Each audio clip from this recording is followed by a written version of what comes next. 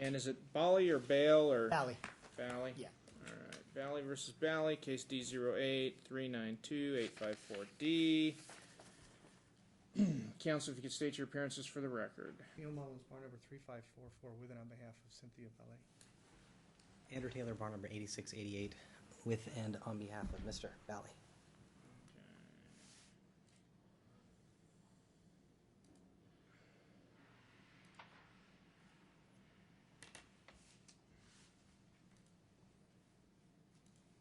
Now, Mr. Mullins, do we have a hearing set for you to withdraw? Or? Both set now. One's at 2 and one's at 2:30, and I was going to, if I could, combine both issues and then ask for the withdrawal at the end of the hearing so she at least has representation on all the issues. Okay, so that was my question. You want to withdraw now, or? I'll wait till the end of the hearing. Okay. All right. Did you both get a copy of the interview? Yes.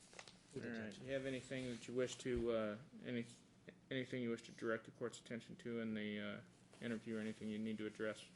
Yeah, just very briefly, Your Honor, if you, and whether you did or not doesn't make a difference, if you go back to the motions that were in front of you before we did the interview, we knew that there were going to be negative comments about Mom in the interview, and she's alleged all along, and we believe some of this interview helps, that on an ongoing basis, these children are being coached. She never had an issue with these children having a problem with her until she filed a divorce proceeding, and once she did, there's been cops involved, there's been disrespect against her mom, who's a grandparent, there's been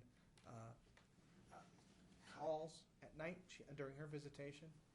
There's constant communication between Dad and Petra, the oldest one, who she ended up having even a physical issue with at one point that interferes with it. So we absolutely knew that their independency of this case, while this contentious custody case is going on, that those children are going to have some negative comments to make about their mom. So we've asked for evaluations, we've asked for interviews and stuff like that, but because of the financial issues that are involved in this, there hasn't been that opportunity. And I got to tell you, we both came to this court hearing last time. There were tons of issues that we could have argued with, but Your Honor spent so much time going through the pleadings that we had to limit it to, and understandably, limit it to what's going on. And the unfortunate thing is this is a family that, if there's not some intervention, in my opinion and my client's opinion, by someone that can see through some of the turmoil the kids are in because of the changes. Counsel, at this point in time, I'm willing to appoint an evaluator. That would be great. And then the second thing that we wanted to address, Your Honor, is the flagrant, and I mean flagrant, violation of the orders. So one little small portion of this presentation I'm making to you has to do with a point that I tried to make the last hearing, and you didn't let me, and I'm not saying you were wrong with it, but the bottom line is there has been 3 tax returns now instead of just 2 that are in front of me. And here's what's happening.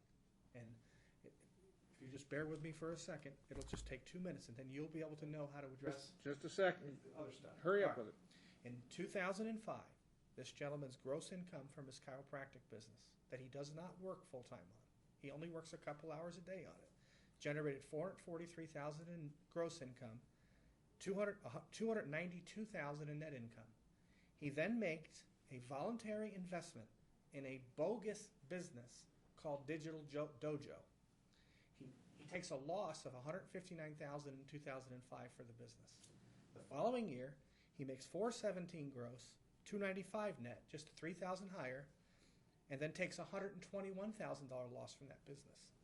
The following year, which is last year, his tax return that he wants my client to sign, and she won't because it's outright fraud to do it.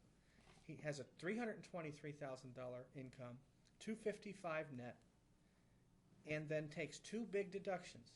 One, $53,000 from this Digital Dojo business, which he doesn't run and is not involved with, and another $57,000, and here's the big one, for a property that he claims he sold in his tax return but was foreclosed upon. You can't take a deduction of $57,000 for the difference in the sales price of a piece of property and not tell the IRS that it wasn't sold for the loss, it was foreclosed upon. Because as Your Honor knows, if you foreclose on a piece of property... I don't know. You're talking Well, about taxes. Then Well, when the IRS forecloses on a I'm piece of... blissfully ignorant when it comes to When a bank taxes. forecloses on a piece of property, They get a judgment, they charge it off, and they write it the off. IRS has the right to say that the amount of money that was Okay. forgiven on a loan is income. The So- bottom line is, he's got affidavits in front of you saying that his income net is about $123,000 a year. Now, you can liken this to me tomorrow, having an income of $300,000, choosing to invest $150 of it a year in IBM. If I lose the investment, I don't get to come to court in divorce case in front of Judge Potter and say, I make $300,000 a year, and last year I invested $150 and lost it. So therefore, I want my child support to be based upon, and my alimony to be based upon this amount of Well, money. have you gotten any documents regarding this business at all? I have the tax returns to show it. For the We have for Digital Dojo. This is what he did with Digital Dojo. He has a partner. He bought a house and let the partner live in the house, and then he paid all of the partner's expenses. It wasn't, I mean, I'm sure there was equipment purchased and stuff like that, but the bottom line is these people were living in a house rent-free, and then he was taking the money that he was paying the rent for and claiming that that's a loss for the business, and at the same time telling the IRS then when he gets foreclosed upon for failure to make the payments that he gets a deduction for it. The point of the matter is this, and I'm done with the financial analysis now. The point of the matter is you took his representations made in his AFC that he makes $144,000 a year at the last hearing, and then you issued an order about how he had to pay her $6,000 some odd dollars a month for child support and alimony, and you made an order for him that he had to pay $2,500 a month for legal fees that he didn't pay. Now, my legal fees to date, after getting paid a $5,000 retainer or something like that back in the early part of the summer, are at $11,000. If I get an order from you today that he has to pay my office directly, and I mean immediately, the $7,500 that should have already been paid, I'll reduce the balance of the bill against Cynthia down to the $11,000, and I'm done. But he also ought to have repercussions for violating that court order with knowledge now for more than several weeks that this matter was coming, knowing that his single mother, wife, is trying to represent herself in court with the kind of financial analysis you can imagine a lawyer has to go through to get this done. That she doesn't have the Bottom line, resources to do. Mr. Mullins, what specifically do you want me to do today? It's easy. I want you to address... It would be easy if you would tell me All right, specifically I want what you it to- is. I want you to ask him in court why that money wasn't paid and find out why this lady... What money? $7,500 attorney fees you ordered. Okay. 38. Now here's the other thing. No, don't backtrack on me. We were making some progress. You want me to ask him, why haven't you paid $7,500 in attorney's fees? You want me to answer? Yeah. No, I don't have it. Okay, thanks. What's I next? don't have it. All right. I guess that's it. You That's know his what's going on. answer. You've got the Truth. Okay, but you're not asking me to modify any of the previously set your amounts. financial orders are fine. Okay. But I want you to look at those. Well, why the heck am I listening to you for 15 minutes? That's time I won't get Well, Your Honor, back. you just No, say, I'm- okay, I'm- but she has no lawyer. No. The case goes on. She has no representation. I got Gets you. away with all this. I got you. So the attorney's fees. Now, the last thing is, regarding the kids, the custody situation, they didn't succeed in getting a parenting plan signed. At some points, they thought they had that worked out, but they need a holiday schedule so that when they come back to court in front of you, Your Honor, All right, they'll have that done. Thank you. counsel, briefly. Judge, I will be brief. On the family court mediation, I want to draw your attention to page 2, paragraph 1, 2, 3, paragraph 4. It's very clear that the children want actually the time to be reversed rather than spending the bulk of their time with their mother. They want to spend time with their father. That's the first point. Second point, Why don't you tell me why they want to spend the time with the father and show me some factor in there that leads me to a best interest analysis? well, when the Because kids... the only factor I got out of the whole thing was fun, and fun's not a factor for best interest. It's not. Recognizing they do enjoy having spent time with their father. When they're with him, he does their homework with them. He spends time with them. He takes care of his kids as he should. apparently, you know, if you look at, Does it say homework and stuff in there? Because let's see, I got Las Vegas, California, play games, go to movies, watch videos. We do nothing fun with mom. He's got him on the weekends. She hasn't. I only have them on the weekends, yeah. Okay, so all right, but, all right. but he does Tough do to- homework with him, Judge, and he does do things that a father should. And that being said, you know, he works more than 2 hours a day at his business. He works a substantial amount of time. That being said, he does have time he can spend with them. He could spend, you know, more than just a weekend with his kids. They clearly want more time, and he has the time he can spend with them. She would love a thing where they share weekends and share some of the weekday responsibilities, if that's what he'd like. Because right now, she only sees them for the homework days during the week because he's got every weekend. Well,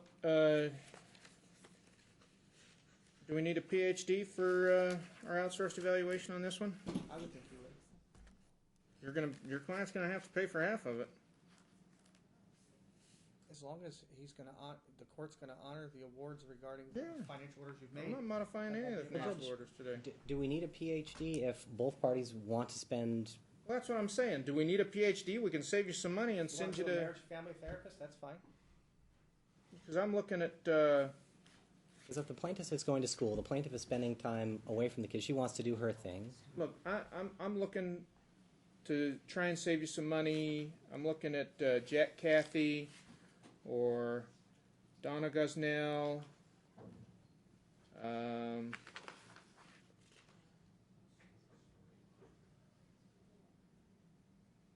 Deborah Roberts.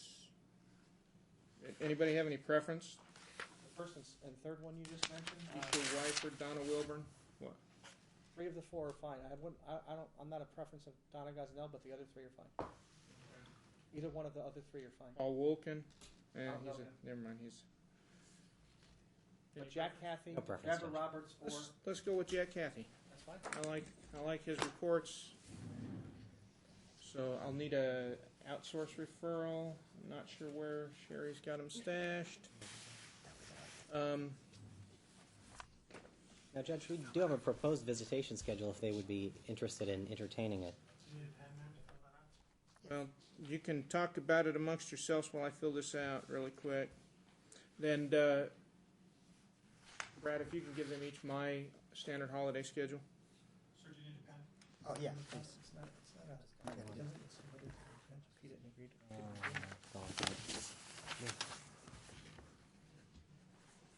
You want what? Say it again? Oh, he did. Thank you.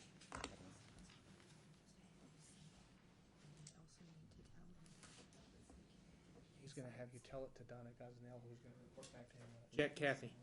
Jack Cathy, I'm sorry. What's that? Monday, Tuesday. I thought Donna was the one you said you didn't. During the pendency till you come back, his offer is, would you consider doing Monday, Tuesday, and Wednesday, Thursday, weekend alternates until you come back to court?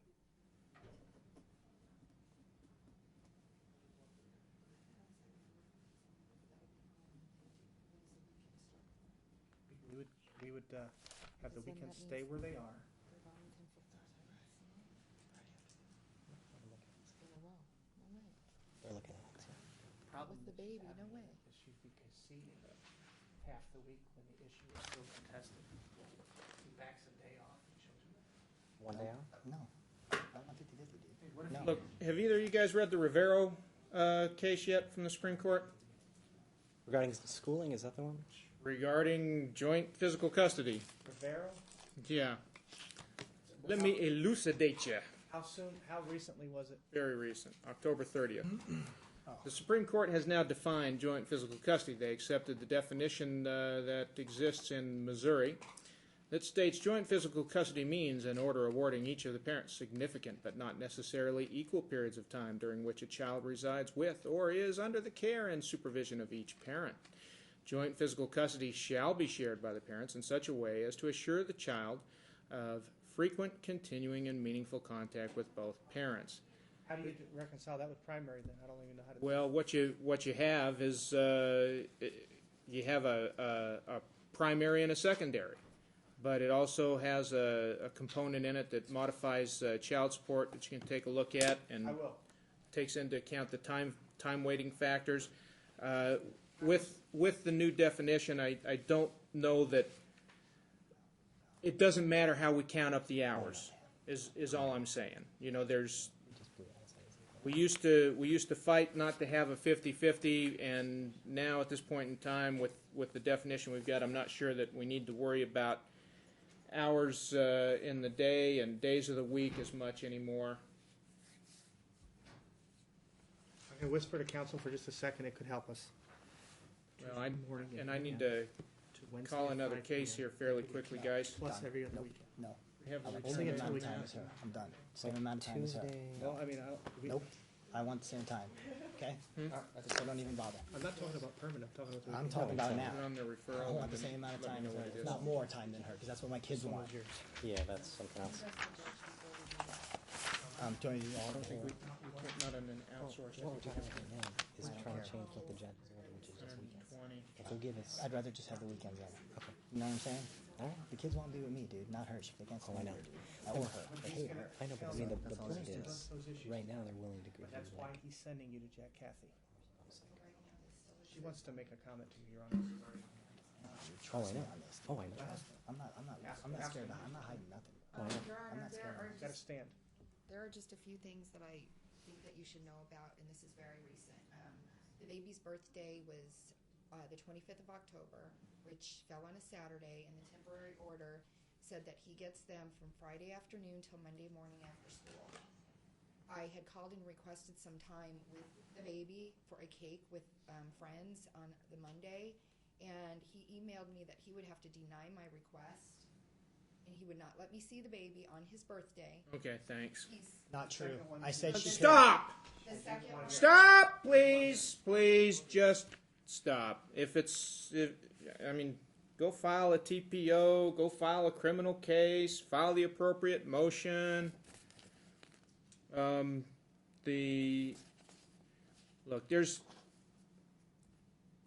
believe in parenting. I believe that children do what you tell them to do. Children don't drive the family, okay? So the fact that I got 3 kids telling me, and you think I'm going to, just because they tell me that they want to spend more time with you, I'm going to order it, that's crazy. That's crazy. Because I might be an old-fashioned hardcore parent, but I'll be damned. I'm going to let some 13, especially a 13-year-old girl, tell me how she's going to raise herself? Not happening. Not close.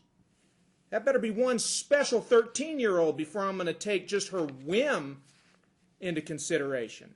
Now, these kids could have cited relevant factors that relate to determining the best interests of a child, which would indicate maturity and an understanding of the situation, then I'm more than happy to listen to them.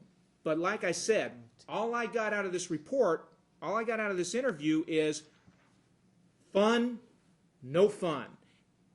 But that's not all. I mean, there are a couple things in there, ma'am, that you need to be very cognizant of. You cannot badmouth Dad when you're gabbing with your sister, your mother, your friends, anybody else. Even when the kids aren't there, it shouldn't cross your lips. Write it in a journal. Keep the journal under lock and key. Do not let your children have access to court records or documents. Neither one of you should be attempting to coach them. We've given you the outsourced evaluation. At this point in time, I think an expansion of the visitation may be warranted, but you know, I'm not entirely sure how to make that work.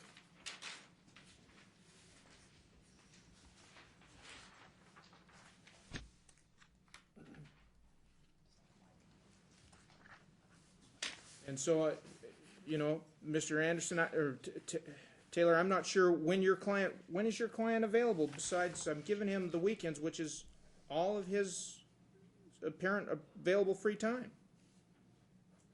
Your Honor, truthfully, I'm Or is he only working? If he's, I mean, they claim he's only working a couple No, hours a day no. at the things. No, so- the fact is that I'm only in my office a couple hours a day, but I do marketing for my office and management.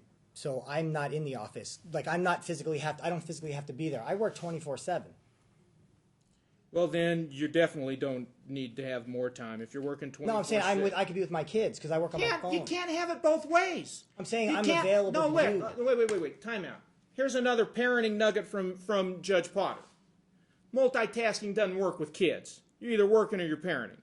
I try and do both, and it slows the work down. That's why you're working 24 hours a day, because you're trying to multitask. How you work when you got kids running under? Well, it's not that I have work to do 24 How hours do a you day. pay it's that- attention to your kids when you're working? It doesn't work that way. Judge, that being said, I think he can All take some... prior orders will remain in full force and effect. The $7,500 that was awarded, Mr. Mullins, that's reduced to judgment, subject to all interest and penalties, collectible by any lawful means.